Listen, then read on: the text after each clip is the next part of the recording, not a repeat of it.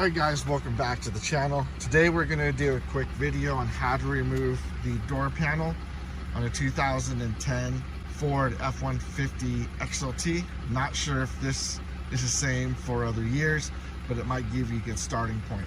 Two tools you're going to need is a number 8 and a number 6 socket. Right here you can see where I removed the number 8.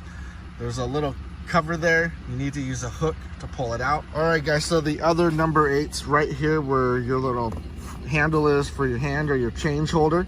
There's a little cover there as well. You'll need a hook or a pick to pull that cover off. That's a number 8 there. And then down here you can see it right here, and I think it's right there. Those are number 6's. So you pull those two number 6's out and you pretty much just slide the whole door panel upwards. And then unhook your switches and that's it.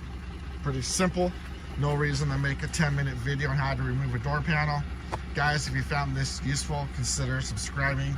Hit the like button. Stay tuned for 2022. I'll be doing a lot more videos. As always guys, thanks for watching.